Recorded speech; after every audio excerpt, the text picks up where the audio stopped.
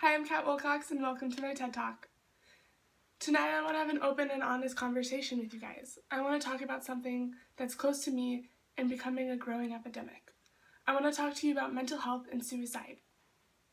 So what are the stats? 1 in 5 Americans will suffer from a mental health disorder at some point in their life. Examples of this are schizophrenia, OCD, bipolar, and depression. I'm one of those 1 in 5 Americans. An American will attempt suicide every 38 seconds. I'm one of those who attempted suicide every 38 seconds. An American will successfully commit suicide every 13 minutes. At least 6 people will be affected by this suicide.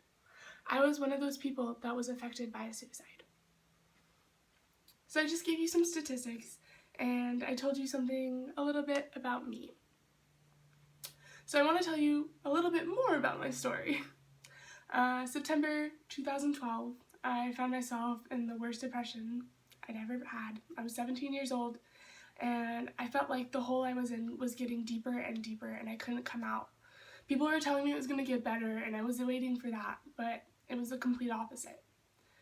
I attempted suicide and the next morning I woke up with questions. Why was I alive? Why had I tried to kill myself? What was I going to do?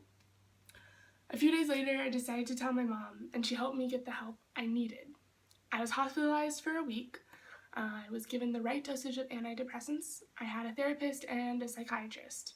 It was a daily battle for me, but eventually I won. I also told you that I was affected by a suicide. One of my best friends, just a few months later after I had my hospitalization, she committed suicide.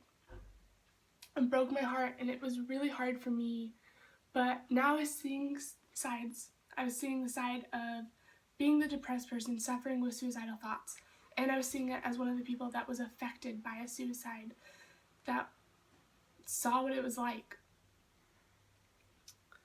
So after I had time to grieve my friend's suicide, I made a promise to her, and more importantly to myself. I wanted to make people aware of suicide and the growing problems that were surrounded behind mental health. There's a stigma, unfortunately, about mental health. Because you can't physically see it, a lot of people don't believe it's real, and they believe all kinds of crazy things, like saying you're crazy, or it's just in your head, it's gonna get better, you're being over dramatic. And unfortunately, because of these stigmas, people that are suffering are scared, they're nervous, they're worried, and they're ashamed.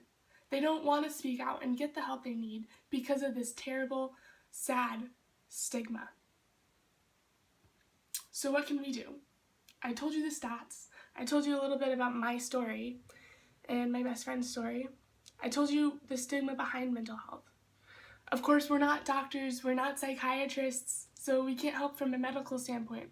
But if we become comfortable and we start talking about mental health and suicide and we make people aware, and we make them aware of the help they can get and the resources available, it will become better. People won't be afraid to speak out and get the help they need.